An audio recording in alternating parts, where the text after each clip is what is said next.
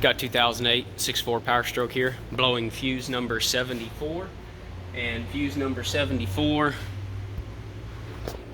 let's see, make sure it's fuse 74. Yeah, so fuse 74. This powers the glow plug control module, mass airflow sensor, turbo actuator, EGR throttle plate, fan clutch, and high pressure fuel pump solenoids. They do have a TSB 06-26-2. It's said to check the high pressure fuel pump cover and gasket harness for shorts to the ground. But if you read that, that only applies to trucks. I don't know if I've wrote it here. Okay, I didn't write it there, but that TSB does not apply for this truck because I think it's like October of 2007 and prior. And this one was built like January of 2008. So according to the TSB, it does not apply for this truck. But that's exactly what the problem is. I don't know if there's like a different failure on the earlier gasket styles, but we do have a failure of the harness to the high pressure fuel pump solenoid. Now when this thing came in, the customer said they put a fuse in it and it would immediately blow. They did this several times. It got here, I ohmed out the resistance on the output side of the fuse to ground. I had 45 ohms and you know, key off, and I'm going around, you know, wiggling wires. Resistance is staying the same. As soon as I unplug the high pressure fuel pump connector, which it has a jumper harness here that goes to the high pressure fuel pump, you cannot unplug it back here. I mean, you might be able to reach that, but I could not. But you can easily access it right here. When I unplugged this, it went from 45 ohms to 26,000 ohms. And then, and instead of being smart and ohming out the two power supplies, because the bottom pins in this connector are the power supply from that fuse 74. Instead of right then and there, I should have tested the resistance between those pins and ground, but I didn't for whatever reason. And I ended up plugging this thing back in because 45 ohms would not blow a fuse, right? That's not much amperage if you use Ohm's law.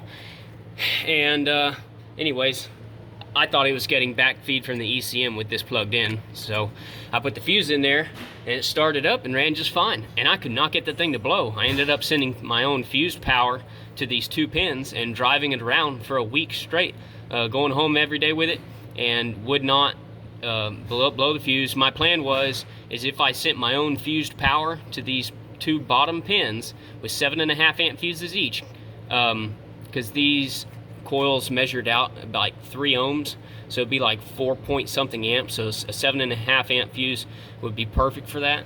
But my theory was, well, if the 7.5 amp fuse blows, I know there's something wrong with the harness going to the pump. But if these fuses don't blow and the 20 amp in the fuse box blows, well, obviously then the short's going to be upstream. But like I said, I drove this thing for a week. It didn't short out. And then I came back and I was testing the resistance between these two bottom pins and ground. And every once in a while, I would get in the mega ohm range to ground. And then finally, before I ended up just pulling it apart, I had 150,000 ohms. But you should have infinity resistance between these two bottom pins where the power is supplied, and even the two top pins. When this thing's unplugged, all 4 of these pins should have infinity resistance. This is using a fluke meter that has a capability of going up to 50 mega ohm range. You should measure nothing to ground, and this one was showing on one of these pins, you know, 150,000, sometimes in the mega ohm range. I knew there had to be something wrong. You know, we had another 6.4 here. I did the same test. It was infinity resistance to ground. You know, it should be, because we have a complete insulated circuit. The solenoids are insulated. No continuity to ground is what you should have. Well, I pulled the cover off here, and I don't know if the camera's going to focus. I'll show it when I get the harness completely out, but I think that's my short on that red wire. You know, it was laying up right up, you know, against this metal portion of the pump here, and I believe that's bare copper right there, pretty darn sure. And so, you know, it'd rattle around, and every once in a while it'd short out and it would blow the fuse. So just because it was made prior to October of 2007 does not mean, obviously, you can't have you know, problems with this thing shorting out under the pump. I was really concerned I wanted to 100% make sure, because I thought that this was going to be a very difficult job to do. You know, you go to all that and whatnot. I think labor time for warranty was like 9.5 hours, but warranty work's always like less than you know, normal book time. And to do just a CP4 was like 10 hours with the cab off, 15 hours cab on. I was able to get to this point in about 3.5 hours, and I've only pulled the turbos on one of these trucks once before. The savior for this job, this little flex head Capri 3/8 you know, air ratchet. This thing's really cool. You can flex this head really far. This worked really good for getting the bolts on the up pipe to the EGR pipe. Zip those right out. These two bolts, I had to heat the nuts up to get them out. I should have used my tight reach. I got one of these you can use with an impact, and that would have been able to get up in there and impact them out, but I totally forgot I got this thing, so I ended up having to just use a normal wrench. And then, but your up pipe here is going to stay in the truck. You're going to want to disconnect it down here on the EGR. I'm sorry, that's not the up pipe, that's the EGR pipe. EGR pipe, you're going to unbolt from the cooler here, and that's gonna, you cannot remove it. I did not lift the cab up at all, like, and the cab mounts on this truck are shot, just about, as you can see. So I have about the least amount of room to work with that I could to get the 6 bolts here out. It took me a while. That's what took quite a long time, but that's where your, you know, your S-shaped wrench, you got your, you know, your ratcheting, medium length wrench, shorter ratcheting wrench, flex head, and then also have a half moon 10 mil wrench somewhere up here, and to get those bolts out. Basically all you do is you remove your battery and your coolant reservoir tray. You know, this piece comes off the turbo, very straightforward. You have your air intake, of course, you got your heat shields for your turbo.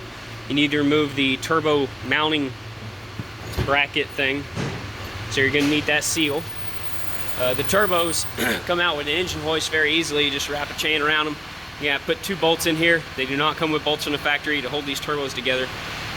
And you know, you're gonna need your turbo mounting kit. Comes with all new bolts and gaskets and the seals. It's got your return oil seal here.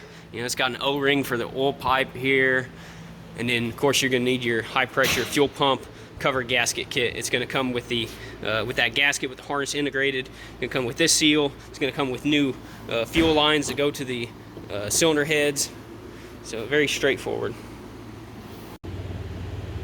So there you go.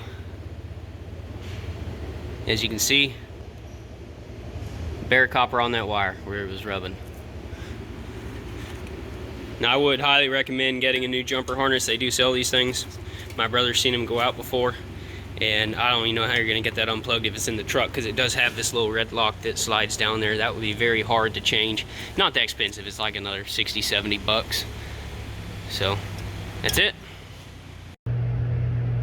Yeah, notice how that wire is exposed. The loom does not, I mean, it covers it a little bit right there, but now it's exposed.